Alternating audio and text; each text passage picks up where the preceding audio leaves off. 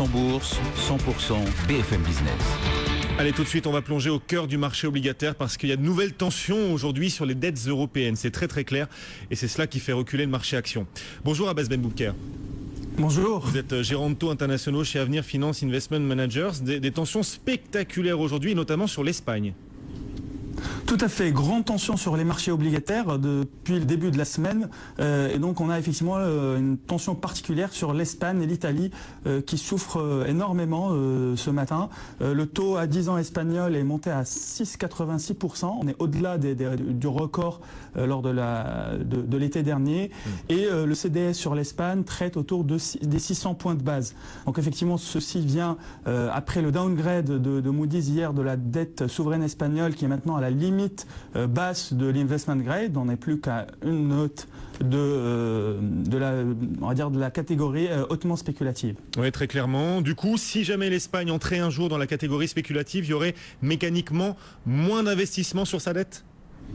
Tout à fait, du moins d'un point de vue mécanique sur les indices. Donc l'Espagne sortirait d'un certain nombre d'indices qui sont contraints en dette souveraine investment grade. Et donc effectivement, cela déclencherait des ventes forcées sur l'Espagne. Bon. Un autre élément assez intéressant depuis le début de la semaine, c'est les taux allemands. On voit une détente assez sensible sur les taux allemands. On est sur à peu près 30 points de base sur la partie courte et intermédiaire et plus près de 50 points de base sur la partie longue.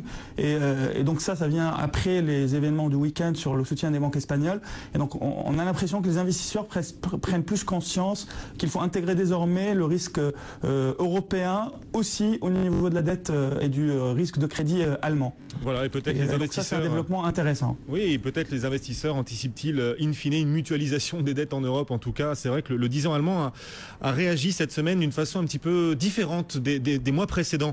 Vous disiez le 10 ans espagnol est quasiment à 6,9%. Est-ce qu'à votre avis, la BCE va devoir appuyer sur la gâchette et enfin racheter les obligations espagnoles? Au taux qu'on a atteint ce matin, on est en train de se dire là, bon, on est en train d'atteindre la limite à partir de laquelle la BCE doit agir.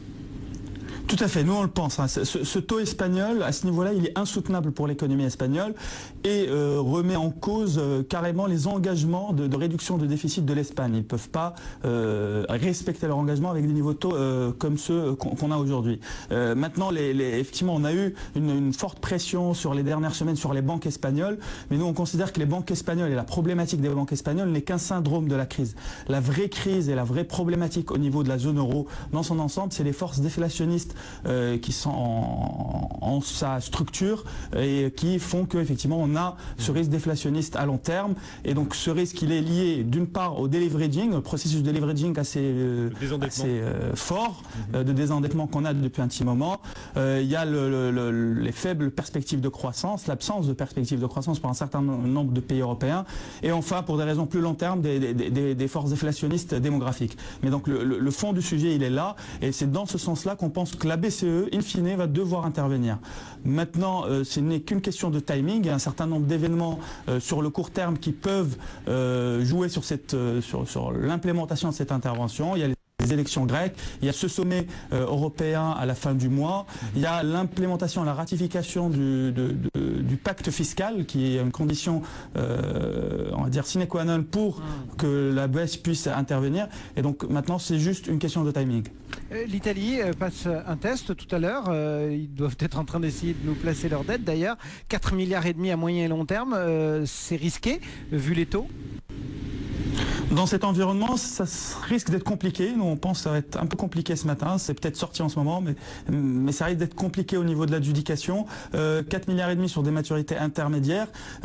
En effet, l'Italie a implémenté un certain nombre de réformes assez courageuses depuis l'arrivée de M. Monti à la tête du pays, qui lui ont coûté un peu de sa popularité, parce que sa popularité est un peu en baisse sur les dernières semaines. Mais il y a des réformes courageuses qui sont prises, et il y a même un engagement sur d'autres réformes à venir. Donc il y a bien cette volonté de mener des réformes.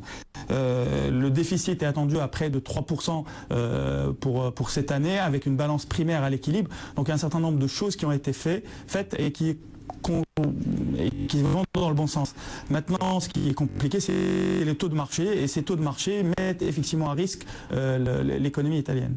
Oui, très clairement, et avec un 10 ans italien du coup sous pression, 6,2% ce matin, même si Mario Monti agit, vous le dites, vous le soulignez, c'est vrai, d'ailleurs il pourrait annoncer dans les prochains jours de nouvelles mesures d'économie pour 25 milliards d'euros. Merci Abbas Benboubker chez Avenir Finance. Et on surveille bien sûr nos écrans pour vous donner cette émission obligataire italienne dès qu'elle tombe. Le CAC 40 est en baisse de 0,81% et il menace les 3000 points, 3005 points. Petit coup d'œil sur le volume de transactions au sein de la cote parisienne.